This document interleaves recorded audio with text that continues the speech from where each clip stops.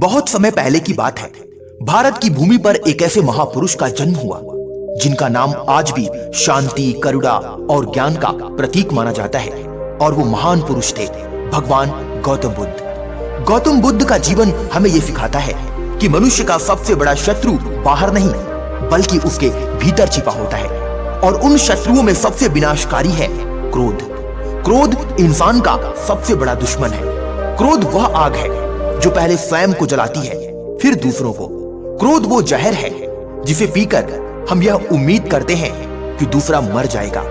और यही सत्य बुद्ध अपने शिष्यों को बार बार समझाते थे। एक दिन की बात है, भगवान बुद्ध अपने शिष्यों के साथ एक गांव में विश्राम कर रहे थे। उनकी ख्याति दूर दूर तक फैल चुकी थी। लोग उनके उपदेश सुनने आते, शांति पाते और अपने जीवन में परिवर्तन लाते। पर उसी गांव में एक ऐसा व्यक्ति रहता था जो एक साधारण व्यक्ति था लेकिन स्वभाव से अत्यंत क्रोधी। उसे लगता था कि बुद्ध लोगों को भ्रमित कर रहे हैं। उसके मन में ईर्ष्या, अहंकार और क्रोध भरा हुआ था। एक दिन वह निश्चय करके बुद्ध के पास पहुंचा, उन्हें अपमानित करने के लिए कि वह भगवान बुद्ध को अपमानित करेगा। जैसे ही वह व्यक्ति बुद्ध के सामने पहुंचा, उसने बिना रुके अपशब्दों की वर्षा शुरू कर दी।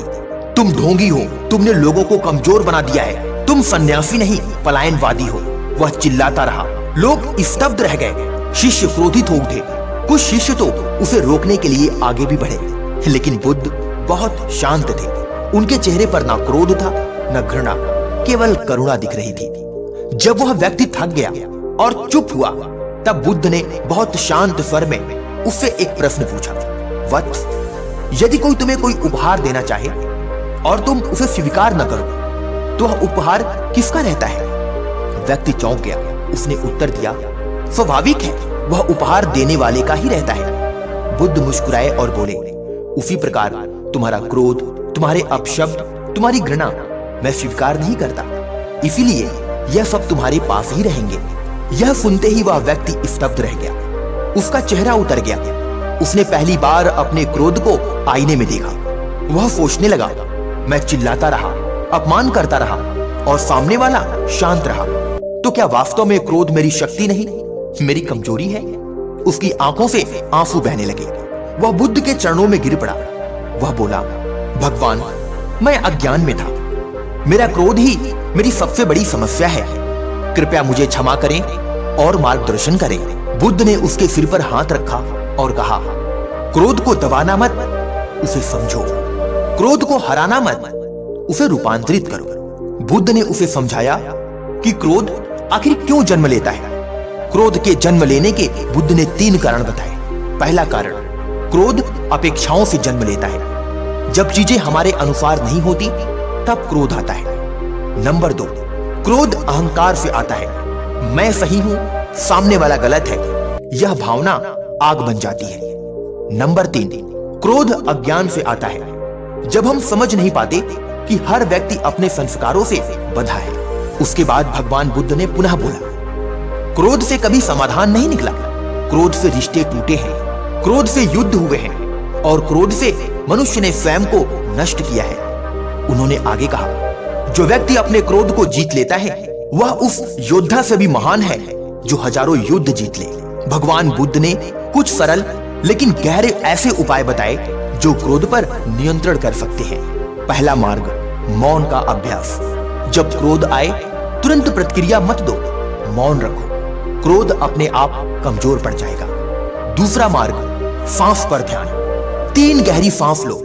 क्रोध क्षणिक है लेकिन पछतावा अस्थायी है। तीसरा मार्ग, करुणा का विकास। जिस पर क्रोध आ रहा है उसके दर्द को समझने का प्रयास करो। चौथा मार्ग, स्वयं को देखो।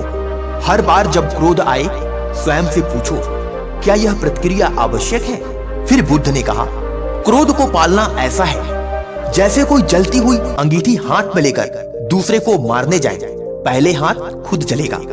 वह व्यक्ति पूरी तरह बदल चुका था। जिस व्यक्ति ने अपमान करने का निश्चय किया था वही व्यक्ति भगवान बुद्ध का शिष्य बन गया। प्रिय साथियों, ये कहानी तो समाप्त हुई, परंतु इस कहानी से आज के समय के लिए क्या संदेश है, आइए उसे समझते हैं। आज हम सब उसी क्रोधित व्यक्ति जैसे हैं। जब कोई बात गलत हो जाए तुरंत क्रोध करते हैं। कोई हमें अनदेखा कर दे, क्रोध करते हैं। कोई हमारी बात न माने, क्रोध करते हैं। लेकिन प्रश्न यह है, क्या यह क्रोध हमें मजबूत बना रहा है या भीतर से खोखला कर रहा है? अब इसका जवाब आप कमेंट में स्वयं देना। याद रखना दोस्त, क्रोध कमजोरी नहीं, लेकिन क्रोध पर नियंत्रण ना होना सबसे बड़ी कमजोरी है।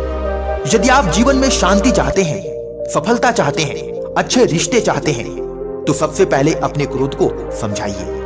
क्योंकि जिस दिन आपने अपने क्रोध पर नियंत्रण कर लिया, उस दिन जीवन ने आपके सामने घुटने टेक दिए। आज की वीडियो में बस इतना ही।